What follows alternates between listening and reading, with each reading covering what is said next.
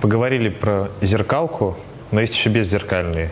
В чем разница? Это технически именно в наличии вот этого самого зеркала. У беззеркальной камеры его нету, что делает камеру более компактной. И у нее нет оптического видоискателя. То есть мы, когда смотрим в окошечко, там мы видим сигнал непосредственно вот с этой микросхемы, улавливающей свет. Режим, как у видеокамеры. И мы видим еще ближе к тому, как будет итоговая фотография. Поэтому беззеркальная камера, она более компактная, позволяет сразу видеть цвет, яркость, максимально близко к тому, как оно будет. Но есть некоторые ограничения с системой автофокусировки. В непрофессиональных беззеркальных камерах автофокус чуть более медленно срабатывает. А в профессиональных он уже подтянулся к зеркальным камерам. Основное отличие вот это в компактности и, в принципе, работает система фокусировки. Ну и второй вопрос. Зеркалки без зеркалки, полнокадровые, не полнокадровые. Вот тут тоже в чем разница и преимущества, отличия? Для обычного пользователя, не умудренного какими-то суперзадачами, разница несущественная. Неполнокадровая камера может совершенно удовлетворить все потребности. Полнокадровая матрица, она дает пару ключевых преимуществ. Первое, основное, это больший, точнее, размер отдельной ячейки, пикселя, что позволяет больше света ей улавливать, меньше давать искажений и шума, и больше динамический диапазон, более чувствительно к свету. Если вы не снимаете в темноте, для вас это все несущественно. Еще одно отличие – это из-за оптических особенностей, в которые мы долго не будем вдаваться, с тем же набором оптики полноматричный фотоаппарат дает чуть большее размытие фона, что может быть актуально, если вы снимаете в каких-то портретных, например, жанрах, когда вы хотите выделять главный объект. И, может быть, несущественно для репортажа, потому что там не так сильно важно размытие фона, как важна чувствительность к свету или, например, скорость срабатывания затвора. Как правило, набор оптики у беззеркальных систем того же класса чуть дороже стоит. Так сложилось технологически, возможно, там какие-то маркетинговые особенности, то, переходя с зеркальной на беззеркальную систему, если хочешь сохранить набор функционала по оптике, будь готов чуть больше раскошелиться. Классно, что про деньги заговорили. Был вопрос. Вот, допустим, решил там заняться фотографией, да, и нужен вот условная какая-то граница стоимости какого-то вот стартер-пака такого, чтобы начать. С тем, чтобы зарабатывать? Ну, допустим, просто художественная какая-то съемка. Вот мне вдруг показалось, что я фотохудожник, вот хочу купить себе камеру и начать снимать. Начать можно с подержанной камеры за 10 тысяч рублей. Это простая зеркалка, которую можно купить на барахолке. И портретный объектив светосильный, который размывает фон, который 3-5 тысяч рублей. То есть 15 тысяч рублей за подержанный комплект, и можно творить. Новый такой где-то в 30-35 тысяч рублей обойдется, и можно создавать. С тем, чтобы выходить уже на заработок репортажного фотографа или свадебной съемки, желаемый набор – это зеркалка или беззеркалка со стандартным зум-объективом, желательно светосильным. Это 30, 35, 40 тысяч рублей. И хотя бы один портретный объектив. Это в зависимости от системы.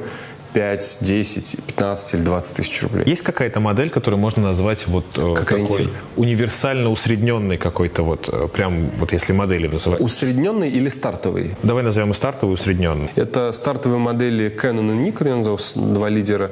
Это модели 650D, 700D у Canon, и у Nikon это 3100, 3200 и 5100, 5200D. Вот эти модели с стандартным объективом – это хорошее такое начало, нормальное, с которым можно идти и зарабатывать. Многие фотографы начинающие так делают или же покупают для семьи. Дополнив эту камеру светосильным объективом, то есть, который пропускает много света и размывает фон, вы улучшите систему. И это вот хорошие модели для вхождения, скажем так, в дело. Камеры среднего уровня – это те, что мы называем полупрофессиональными или продвинутыми камерами. Они уже обладают некоторыми свойствами профессиональных камер, но еще пока не по всем параметрам до них дотягивают. Это у Canon модели 70D, это модели Canon 7D, вот такого класса. А у Nikon это камеры 7100D, 7200D. У них есть уже многие серьезные функции какие какие-то, но пока они не так быстро снимают, или там нету разъема для 2 карт памяти, то, что нужно профессиональному фотографу, или не такая быстрая система фокусировки. Ну, а оптика — это также, как и многие другие вещи. Верхнего предела нету. И ты никогда не знаешь, сколько тебе каких нужно объективов. Фотографы шутят, что всегда найдется объектив, которого тебе не хватает. И всегда найдется, куда потратить 5, 10, 15, 100 тысяч рублей на какой-то объектив. Мы про Canon, про Nikon поговорили.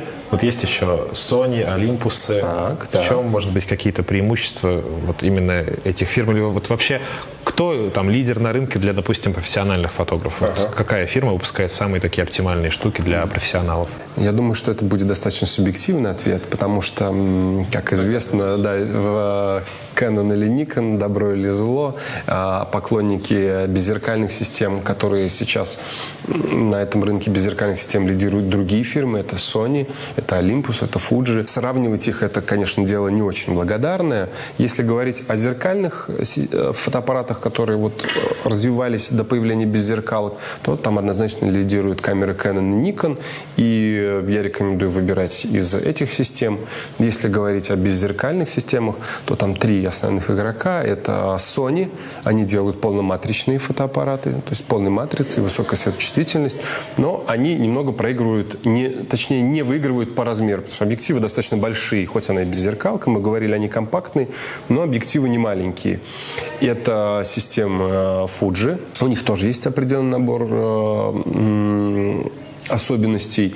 Это чуть меньшая матрица, но Fuji очень хвалят за то, что она сразу снимает с имитацией пленок Fuji и якобы не требует какой-то дополнительной обработки. Многие фотографы выбирают их как основную камеру или камеру для путешествий. И это система Olympus, 3-й основной игрок на рынке беззеркалок.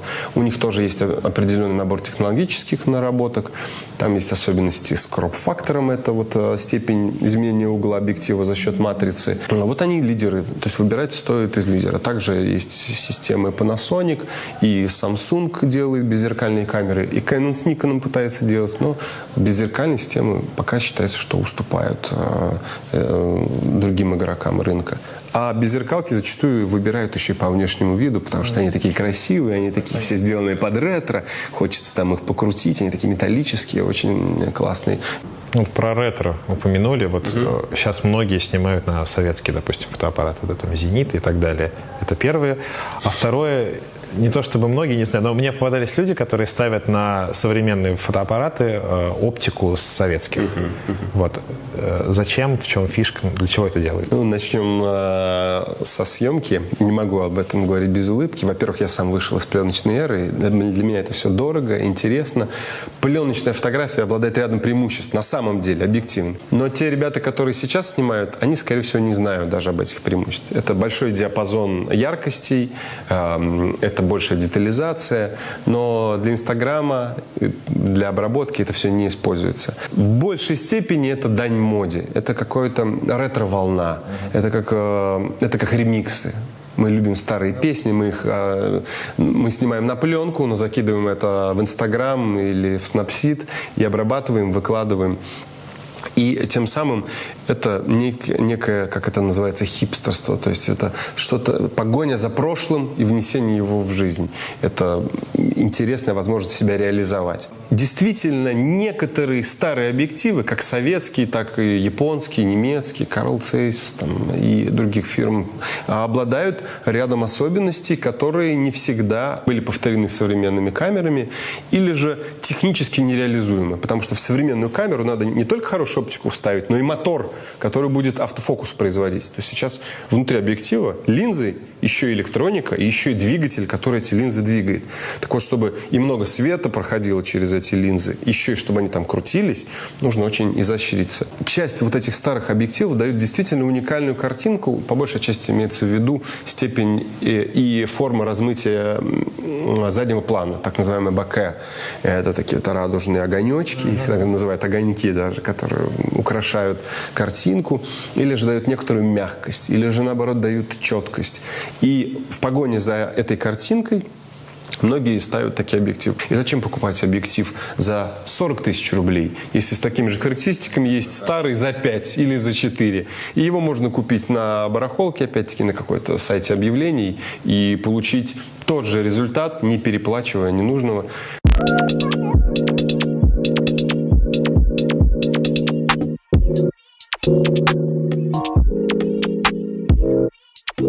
Говоря о стилях фотографии, наверное, самый основной такой вопрос, где граница между, допустим, фотографом-любителем и фотохудожником, или там съемка свадьбы – это искусство, а где съемка свадьбы – это просто отработка вот какого-то там бабла, который вот фотографу дали. Вообще, что считается искусством фотографии? И мне кажется, говоря о стиле и о грани между искусством и работой, это как раз та самая ситуация, когда однозначного ответа нельзя дать. Ответ будет зависеть от того, с какого ракурса, с какой стороны мы будем на это смотреть. Будем ли мы на это смотреть с точки зрения самих моделей или клиентов, которых снимают, или с точки зрения критиков, или с точки зрения производителя этой фототехники. Искусство фотографии, теперь вернемся к искусству, это что-то, где мы можем выразить себя, рассказать что-то свое, поведать о своем мире или о мире, или же с новой точки зрения, или же художественной фотографией можно, я думаю, назвать тот снимок, который вызывает какую-то ответную реакцию. Причем она может быть как позитивной, так и негативной. Как желание быть там, так и некоторое, может быть, даже отторжение. Потому что искусство это дело достаточно неоднозначное. Потому что есть популярное искусство. Фотографирование обнаженной натуры – очень популярное направление, жанр.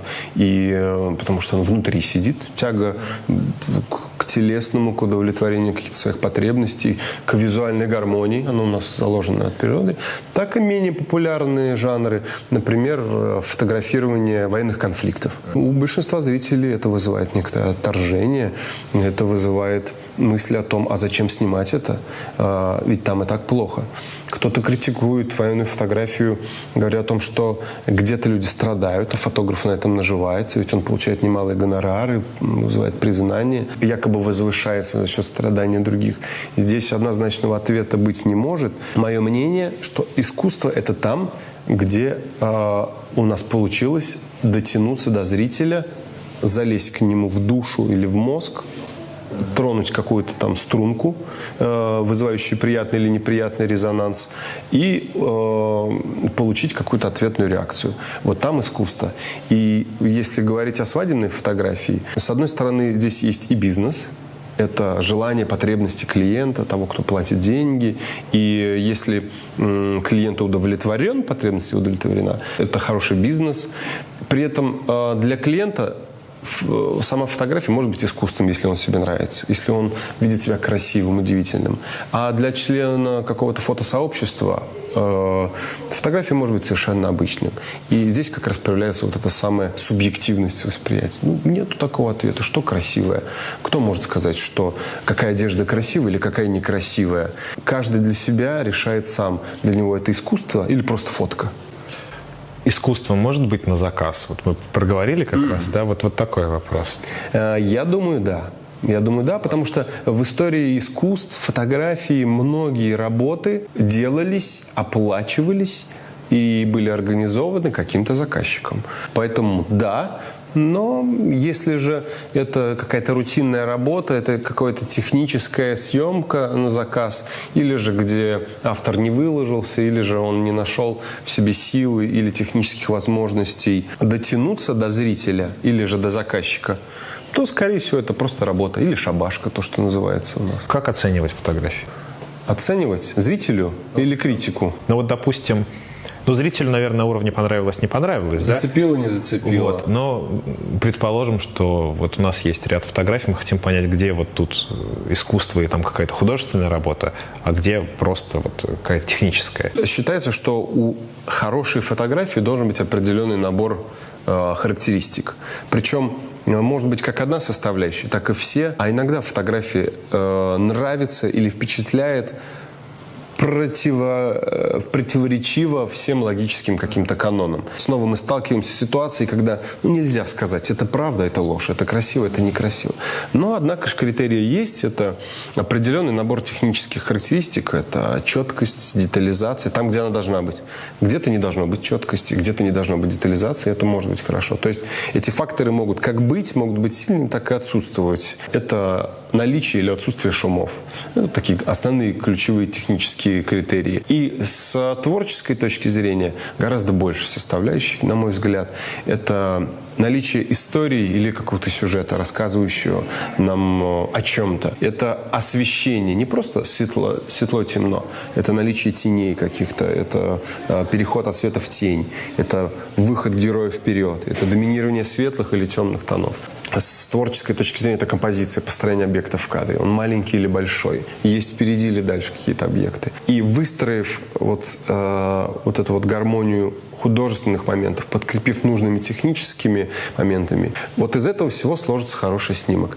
И по совокупности критериев стоит оценивать.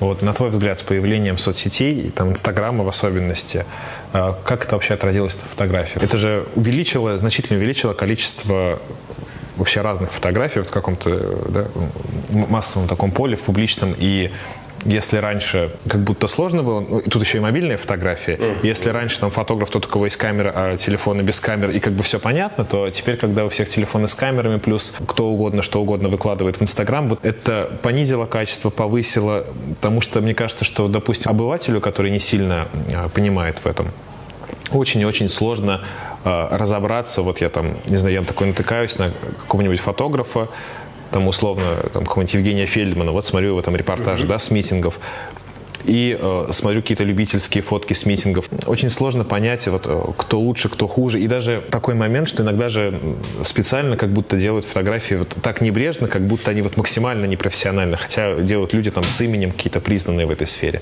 Вот все это плюс или это минус, это значительно увеличило конкуренцию или наоборот, очень сильно размыло эти границы. Вот на твой взгляд, вот если глобально, как это оценивать? Во-первых, я считаю, что эти изменения есть, и их надо просто принять. То есть они пришли, и все, обратного пути не будет, и надо с ними жить, и можно давать оценку или не давать, но независимо от нашей оценки, все это пришло. Теперь фотографий много, теперь фотографии может делать каждый, и теперь поменялось соотношение условно хороших к условно плохим фотографиям. Это первый момент, и я сначала расстраивался, что мир поменялся, я до сих пор грущу, что нельзя скрыться от мобильника, и он везде тебя найдет, и даже когда ты выключишь свой, найдется рядом, кто тебе позвонят на телефон друга, и тебя все равно найдут. То же самое с фотографией. Их много, везде их и разных.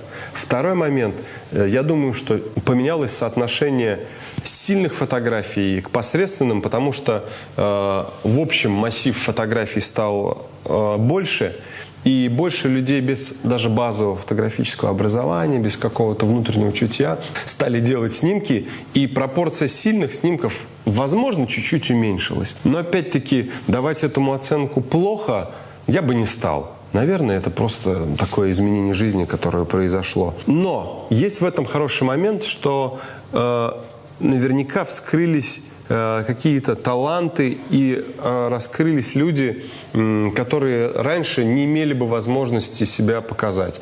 Например, какая-нибудь простая девочка Маша, сидя в какой-нибудь деревне, фотографируя своих коровок, бычков и курочек, может делать удивительные снимки, не посещая фотокурсы, не обладая суперской фототехникой. Она может будоражить умы людей именно своей искренней простотой, добротой. И я считаю, что это очень здорово, и я бы хотел своей фотографической деятельностью сподвигнуть каких-то таких простых людей брать и делать, и говорить что-то, что им хочется сказать. Грустно, это в противовес вот этому хорошему, то, что нам теперь придется жить среди кучи информационного мусора. Просто колоссального массива визуального информационного мусора, в котором ценностей очень мало, которая заполняет ничем нашу жизнь, и я сам поддаюсь этому, хотя знаю, я пропадаю в перелистывании скучных, невыразительных фотографий в ленте новостей в социальных сетях, в журналах, в рекламных вывесках, в городе, выходя на прогулку. И я вижу множество не впечатляющих, не вдохновляющих и посредственных средних снимков. Раньше, возможно, их было чуть меньше, потому что все-таки снимки делались, когда людьми профессии, людьми, кто прикладывал усилия с тем, чтобы прийти в профессию, наверное, это было чуть больше. А возможно, это просто ностальгия по прошлому, и все мы склонны в той или иной мере думать, что раньше было лучше, потому что я начинал свой путь с пленочной фотографии, и тогда, чтобы сделать снимки, их проявить, напечатать, нужно было проделать массу упражнений. Это можно сравнить как с накачиванием кубиков. Не каждый мог себе, чтобы иметь кубики, то есть надо было пойти в спортзал, надо было купить гантели, надо было с ними заниматься. Я этот этап прошел тогда. Сейчас кубики можно пойти в супермаркете. Мне, пожалуйста, 6 кубиков сюда, 6 сюда, и вот ты купил фотоаппарат, и у тебя, можно сказать, есть все необходимое для снимков. И визуальная среда поменялась наша. Фотографий стало много разных, и я думаю, что, возможно, будут находиться какие-то новые, нам еще пока немыслимые варианты использования фотографий, как, например, 15 лет назад мы не думали, что интернет станет таким, как он есть сейчас, обилие и доступностью информации, вот этого социального общения, обмена мультимедийной информацией. Впереди нас, возможно, ждут какие-то впечатывания фотографий в мозг, каких-то проекций, какие-то проекции на тело и мультимедийные какие-то новые возможности. Я даже боюсь себе представить, что ждет. Это меня и пугает, и манит. Я люблю смотреть в этом плане какие-то фантазийные фильмы о будущем, о возможностях, которые гипотетически нас ждут. Это удивительно.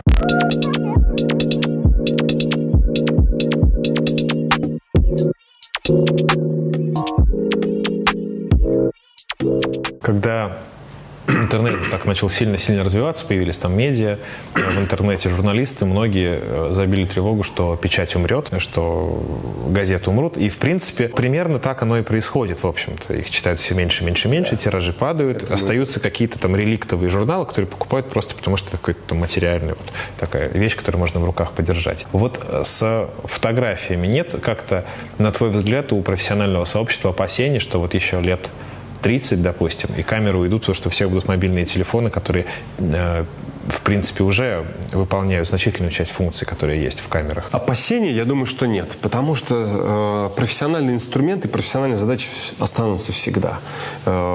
И профессиональные задачи решать все равно нужно профессиональными инструментами, так же, как в спорте, там как бы не совершенствовался инвентарь. Есть простой и современный, который ты можешь пойти, какой-то тренажер, есть специализированный, сложный и так далее. И страха, боязни нету, как бы не совершенствовались инструменты, они все равно будут на разном каком-то уровне. Простой, любительский и возвышенно профессиональный. Например, в моей профессии, вот я в этом году впервые начал коммерческую съемку проводить на камеру мобильного телефона, то есть для клиентов. И это казалось востребованным. И вроде бы надо этого бояться, но с другой стороны, это же и дает и новые возможности. И здесь можно поделиться на тех, кто боится прихода перемен, а кто живет в ногу со временем. Тот, кто не может гибко подстроиться, ну, наверное, он перестанет жить или быть в профессии, или же он немножечко останется в стороне. Всегда будут те, кто быстро адаптируется и кто будет двигать еще дополнительно вперед прогресс. Плохого я в этом ничего не вижу. У меня нет опасения, но кто-то из коллег, из моих уже демонстрирует страхи того, что фотография стала слишком доступной, профессия фотографа стала слишком популярной и огромная конкуренция на рынке фотографов, и что человек с фотоаппаратом вроде бы уже называется фотограф, он может идти и зарабатывать. Да, может быть, это плодит среднюю фотографию, если мы имеем право вообще давать какую-то оценку, или же слабую фотографию, что еще более субъективно может быть. Это же дает новые возможности для мира, это позволяет выбирать, и я считаю, что это замечательно. Бояться перемен те, кто не готов идти в ногу со временем. Жизнь и мир устроена так, что в соответствии со стрелой времени все меняется вперед. Обратимости нету.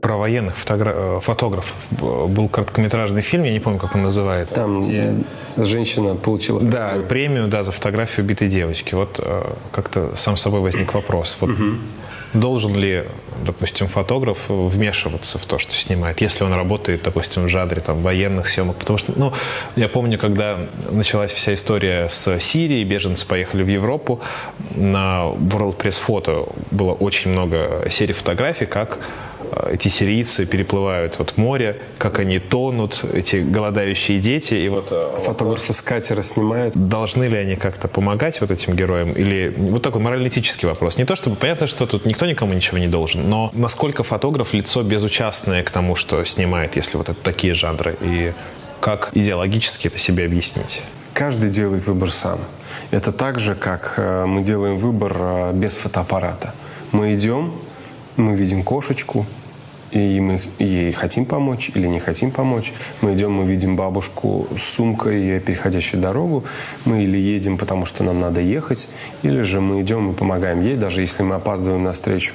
Я думаю, каждый фотограф делает выбор сам. Я считаю, что критика военных фотографов конфликта, то, что они наживаются на этом, имеет, возможно, некоторые основания морально-этические, но я думаю, что о проблемах надо говорить. И если мы хотим, чтобы человечество не погрязло в войнах, в катаклизмах и каких-то внутренних междоусобицах, проблемах с голодом, здоровьем,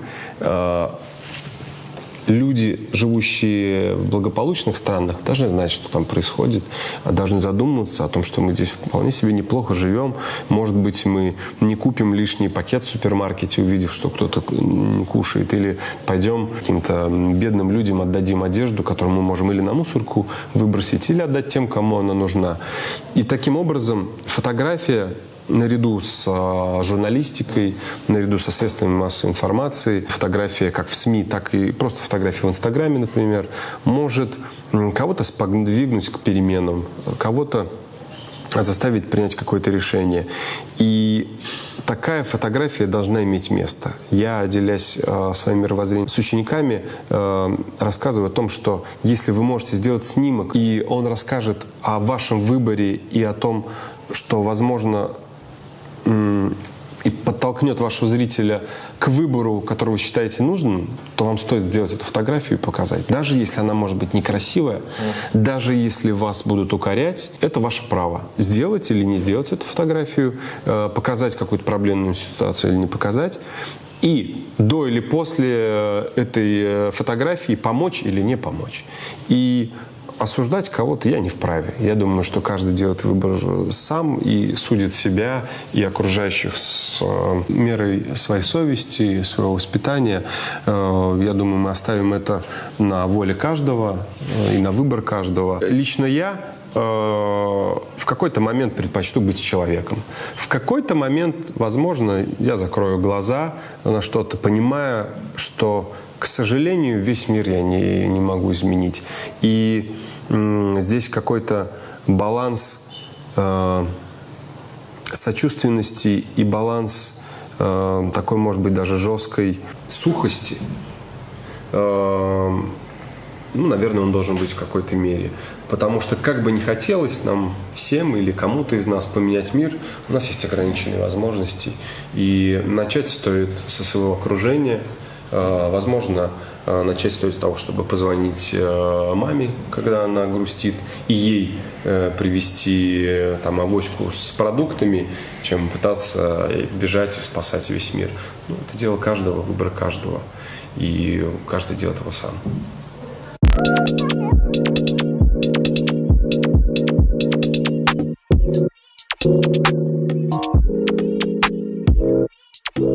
На твой взгляд, 3 какие-то тенденции, которые будут в фотографии в ближайшие 10 лет? Вот какие-то 3 основные вещи, которые нам стоит ждать, да? Давайте попробуем пофантазировать вместе. Во-первых, это продолжение миниатюризации. То есть камеры будут еще более компактными и более функциональными. Тенденция к этому есть, она, может быть, не так сильно сказывается и велика, но если рассмотреть камеру мобильного телефона и набор функций, которые там есть, я думаю, что они будут еще совершенствоваться. То есть компактные вот эти миниатюрные камеры будут становиться лучше, еще компактнее и более производительными. Второе – это уход, я думаю, в смарт-устройства, то есть в умные какие-то устройства, позволяющие коммуницировать с интернетом, общаться друг с другом, управлять голосом, программировать. Они будут становиться умнее, будут становиться сенсорными. Возможно, можно будет подумать щелк, и через 10 лет ваша камера сделает спуск затвора. Кто знает. Если сейчас уже есть устройства, которые встраиваются в организм, я думаю, что это вполне себе возможно. И третье, что может быть еще? Если пофантазировать не о технике, а, допустим, о содержательной какой-то стороне. Вот. Я думаю, что возможно появление новых жанров. Хотя вроде бы кажется, что все изобретено, может быть, каких-то жанров взаимодействия с современностью. Может быть, какая-то электронная фотография или же какая-то 3D-фотография. Хотя уже 3D-фотография давно изобретена. То есть это съемка на 2 камеры, проекция с специальными очками. И это все давно придумано. Придумать какой-то новый стиль вряд ли. Может быть, что-то, отражающее какие-то изменения в обществе, но это общие слова. Это действительно интересно, любопытно представить. Я попытался подумать, что еще может быть придумано в фотографии. На протяжении последних 100 лет каких-то супергениальных, каких-то именно стилистических жанровых открытий как таковых не было. Все жанры, репортаж, портрет, пейзаж, они сформировались в начале или в середине века. Я думаю, что скорее все-таки нас ждут изменения, связанные с технической составляющей. Это камеры дадут возможность снимать что-то, может быть, под водой. То, что камеры сейчас повешены на автоматизированные или вот эти портативные дроны, позволяет нам делать съемки в городе, в горах, фотографировать движущиеся объекты. Все-таки я развитие связываю больше вот с технической составляющей. В плане содержания я не жду каких-то глобальных изменений. Да, наверняка появятся новые имена. Кто-то придумает, как по-новому посмотреть на мир через объектив. Может быть, изнутри человека. Может быть, камеру встроят кому-то в глаз. Может быть, придумают какие-то биологические, механические устройства, что тоже забавно. Как это будет реализовано, не знаю. Может быть, камера будет снимать, когда у нас стресс. Было бы интересно посмотреть. Классно, да. Но про видеокамеры-то в черном зеркале есть такое. В черном зеркале это удивительно. Да. Наверное, один из заключительных вопросов в этой части. Как начинающему фотографу обратить на себя внимание не в смысле того, не в смысле содержания, а вот прям практично, какие сервисы, не сервисы, механизмы, приемы, куда отправить, на какие, может быть, премии стоит обратить внимание? Вот как? Тому, кто стремится к освоению профессии фотографа, хочет зарабатывать или выразить себя как фотохудожник? Вот я думаю, что скорее как фотохудожник, потому что как зарабатывать примерно понятно. Здесь советы будут достаточно простыми. Я не могу порекомендовать конкретные именно премии, хотя есть ресурсы в интернете, на которых просто выкладывается график конкурсов. Если вы хотите заявить о себе, то нужно снимать и показывать свои работы. И желательно снимать что-то действительно свое, как мы говорили в лекции, рассказывать или о своем «я», или о том, что «я» — это самое «я» переживает, и оно чувствует, чтобы фотография была и сильной, чтобы она была снята, а не только в фантазиях была, и о ней стоит рассказать обязательно. Если говорить чуть более конкретно, начать, естественно, стоит со своего близкого окружения, показать друзьям, родственникам и так далее. Здесь все банально. Опубликовать в соцсетях. Не забывать, что есть возможность публиковать свои работы в электронных СМИ. И многие фотографы забывают об этом. Это онлайн-журналы, у которых есть определенная аудитория. И эта аудитория может быть как профессиональная, так и непрофессиональная. Какое-то там профессиональное сообщество фотографов или стилистов, или же там, визажистов, или же каких-то дизайнеров или режиссеров, если вы, например, театр фотографируете. Найти онлайн-журнал по интересующей вас теме и сказать: ребят, я вот тут снял фотопроект, у меня там психологические такие портреты, которые рвут душу зрителя на части. Я пока нигде не публиковал его, опубликуйте у себя. И первое, второе, третье издание вам откажет, четвертое опубликует, и вы будете на волне. И здесь, как это не банально звучит, но надо поднять свой зад и действовать. И тот, кто действует, он получает больше результат, чем тот, кто, может быть, даже лучше владеет техникой или же лучше может рассказывать истории. Но эти рассказы остаются в каморке под лестницей, и никто не знает об этих снимках, никто их не видит, никто их не показывает. И интересная и простая возможность – это организовать выставку даже своими руками здесь, у себя, в городе, в своей школе можно. Можно к нам в студию прийти и сказать: Виталий, давай мы у тебя выставку проведем. И не обязательно для этого что-то масштабное. Можно напечатать фото 10 на 15, повесить их на скрепки, и это уже выставка. Это уже заявление о себе. Я думаю, что это хорошая возможность рассказать о себе. Не обязательно, чтобы 1000 человек туда пришло. Если вам есть что сказать, я думаю, надо говорить и надо показывать.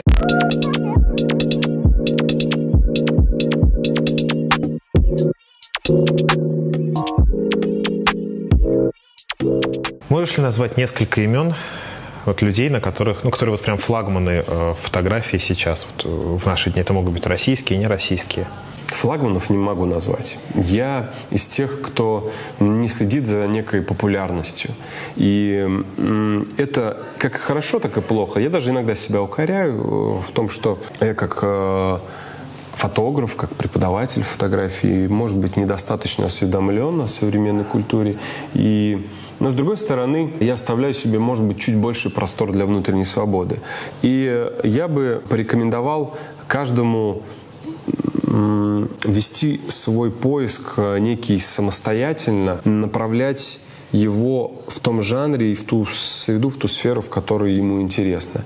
И я позволю нашему зрителю остаться без конкретной рекомендации, но с мыслью о том, что внутренний вакуум нужно наполнить, и нужно сделать шаги к его наполнению.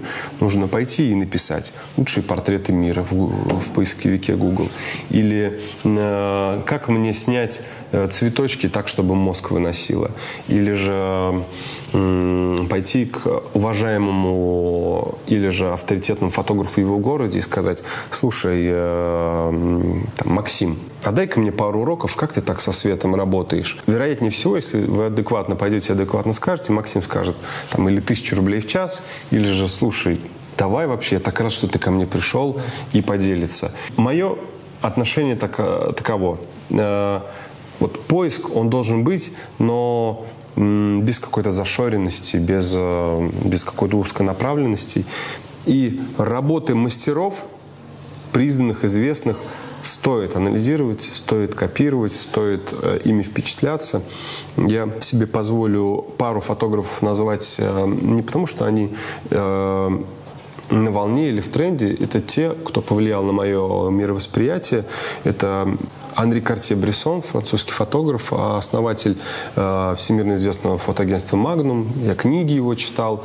И он идеолог принципа съемки на пике действия. Можно почитать об этом принципе, что стоит фотографировать любое действие в самый выразительный момент. Если это шаг, то это момент широко расставленных ног с ощущением идущего действия. Если это бросок, это в самый момент, когда только мяч отрывается от руки. Если это объятие, это в момент максимального сжимания друг друга, когда переплетаются не только тела и души. И второй фотограф, я тоже много делюсь и с своими учениками, и вообще философией съемки. Это фотограф, который снимает репортаж конфликтных противостояний людей по всему миру. Всемирно известный фотограф-репортер, неоднократный победитель всемирных конкурсов фотографий. Его зовут Джеймс Нехтвей. И Его снимки, конечно, не просто смотреть иногда. И недавно, посмотрев фильм о нем, есть очень хороший фильм, я тоже могу порекомендовать зрителям, называется «War Photographer», «Военный фотограф», где меня удивило отношение человека к съемке.